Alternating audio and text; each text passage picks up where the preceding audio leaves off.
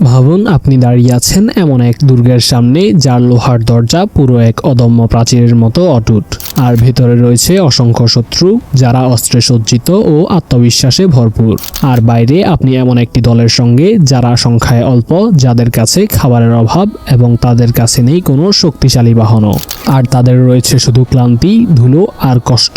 তবুও তাদের চোখে এক বিন্দু ভয়ও নেই, কারণ সেই দলের শক্তি সংখ্যায় নয় বরং বিশ্বাসে। এমন বিশ্বাস যা প্রাচীরের উচ্চতা নয়, হৃদয়ে দৃঢ়তা মাপে। আর যখন সে বিশ্বাস আল্লাহর উপর ভরসায় দাঁড়ায়, তখন ইতিহাসে পরাজয় বলতে কিছুই থাকে না। চলুন মূল ঘটনায় যাওয়া যাক। খাইবার ছিল আরবের অন্যতম শক্তিশালী দুর্গ, যেখানে উর্বর জমি, প্রচুর খাদ্য, সামরিক সরঞ্জাম এবং পাহাড়ের চূড়ায় নির্মিত অপার দৃঢ় দুর্গ ছিল। খাইবারের নেতৃত্বে ছিল কৌশলী ও অভিজ্ঞ নেতারা। তাদের একটাই লক্ষ্য, মদিনাকে চাপের মুখে ফেলা এবং ইসলামকে আরবের বুকে থামিয়ে দেওয়া। আর তাদের এই কর্মকাণ্ডে শুধু তারা নিজেরাই প্রস্তুতি নেয়নি, তারা চারদিকে আলোচনা বসিয়েছিল। বাইরের সকল বড় বড় শক্তিকে তারা জোটবদ্ধ করেছিল এবং প্রতিশোধ নেওয়ার আগুনে সবাইকে উস্কে দিচ্ছিল। মুসলিমদের বিরুদ্ধে এই গোপন চুক্তিগুলো খুবই বিপজ্জনক ছিল। এটি ছিল এমন একটি সময় যখন পুরো মদিনা নিরাপত্তাহীনতার মুখে, এবং যদি খাইবারের এই আগুন না নিভানো যায় তবে পুরো আরবেই এর ঢেউ ছড়িয়ে পড়বে। যুদ্ধের আদেশ ঘোষণার পর মুসলিমরা প্রস্তুতি নেয়, কিন্তু তাদের ব্যবস্থা ছিল খুবই সীমিত।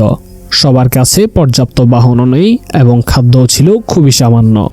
অনেকের কাছে ছিল কেবল আশা এবং আকাঙ্ক্ষা, তবুও তারা পিছু হটেননি। প্রচণ্ড গরম, ধূলিঝড় এবং সীমিত রসদ, এই তিন বিপদ তাদের পুরো পথ জুড়ে ছিল, কিন্তু এতে কেউ বিচলিত হয়নি, কারণ তারা জানতো আল্লাহর সন্তুষ্টি তাদের সাথে আছে। পথে ক্ষুধা তাদের ভাঙতে পারেনি, ক্লান্তিতে তাদের মনোবল নড়েনি, আর তাদের শক্তি ছিল একটাই, আল্লাহর প্রতি তাওয়াক্কুল। এ ছিল সেই দৃশ্য যেখানে মানুষের চোখে বাধা কিন্তু অন্তরে আল্লাহর প্রতি ভরসা। খাইবারের কাছে পৌঁছানোর পর মুসলিমরা হতবাক হয়ে যায়। দুর্গগুলো ছিল বিশাল চূড়ায় স্থাপিত, লোহার দরজায় মোড়ানো, একেবারে অজেয়। অস্ত্রশস্ত্র এবং প্রাচীর দেখে শত্রুদের আত্মবিশ্বাসও প্রবল হয়, কিন্তু বাহ্যিক শক্তির সামনে মুসলিমরা কখনো ভয় পায় না। নবী করিম সাল্লাল্লাহু আলাইহি ওয়াসাল্লাম তাদের মনোবল বাড়ালেন। যুদ্ধের কৌশল ঠিক হলো। পরের দিন ভোরে মুসলিম বাহিনী এগিয়ে গেল পতাকা হাতে। এখানে আসে সবচেয়ে গুরুত্বপূর্ণ চরিত্র, আলী ইবনে আবু তালিব রাদিয়াল্লাহু আনহু। তার দৃষ্টি ছিল তীক্ষ্ণ আর মনে ছিল আল্লাহর প্রতি বিশ্বাস। তিনি এগিয়ে গেলেন সেই দুর্গের দরজার দিকে এবং তিনি বুঝতে পারেন এই দরজা ভাঙার জন্য শুধু শক্তি নয়, দৃঢ় সংকল্পের প্রয়োজন। এক পর্যায়ে সেই দুর্গের দরজা মুসলিম বাহিনী ছিনিয়ে নিয়ে যুদ্ধক্ষেত্রে প্রবেশ করল। এই মুহূর্তই ছিল খাইবারের যুদ্ধের টার্নিং পয়েন্ট। আলী রাদিয়াল্লাহু আনহু এর সাহস, নেতৃত্ব ও ঈমান এখানেই প্রতিফলিত হয়।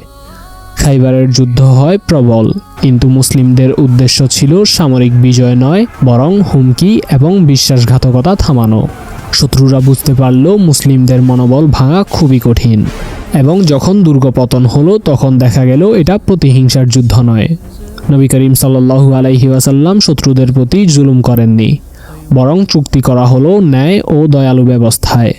যারা আত্মসমর্পণ করল তারা জীবন রক্ষা পেল এবং জমি ব্যবহার নিয়ম নির্ধারিত হলো, এবং এখানে প্রতিহিংসার বদলে ন্যায় বিচারের আলো জ্বলে উঠল। সবচেয়ে গুরুত্বপূর্ণ বিষয় হলো জয় পাওয়া গেল, কিন্তু হৃদয়ে ঘৃণা জমেনি। খাইবারের যুদ্ধ আমাদের শিক্ষা দেয় ভয়কে জয়ের পথে বাধা হতে দেওয়া যাবে না।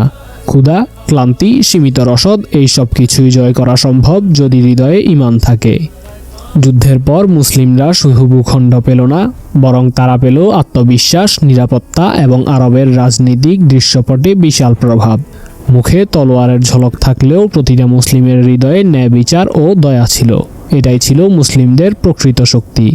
খাইবারে মুসলিমরা জয় পেয়েছিল শুধু তলোয়ারের কারণে নয়, বরং ন্যায়, ধৈর্য এবং দয়ার মাধ্যমে। তারা শত্রুকে পরাজিত করলেও কখনো অহংকার করেননি, আর প্রতিশোধের বাসনা নয়, ন্যায় বিচার ছিল তাদের উদ্দেশ্য। আজও ইতিহাস আমাদের এই শিক্ষা দেয়, সেই বিজয়ী হয় যে জিতেও অহংকারের চাপে পড়ে না, যে পরাজিতদের সাথেও ন্যায় ও দয়া দেখায়, আর যে ক্ষমা করতে জানে। শক্তি ও সাহসের জয় নয়, হৃদয়ে ঈমান, ন্যায় বিচার এবং আল্লাহর উপর ভরসা, এসব মিলে মানুষকে সত্যিকারের বিজয়ী বানায়। আর এটাই হলো খাইবারের প্রকৃত শিক্ষা। যদি এই ভিডিও আপনার ভালো লাগে তাহলে তা অন্যদের সঙ্গে শেয়ার করুন। নিচে কমেন্ট বক্সে জানান এই ভিডিও আপনার কেমন লাগলো। আর এমন আরও হৃদয় ছোঁয়া কন্টেন্ট পেতে ফলো করতে ভুলবেন না।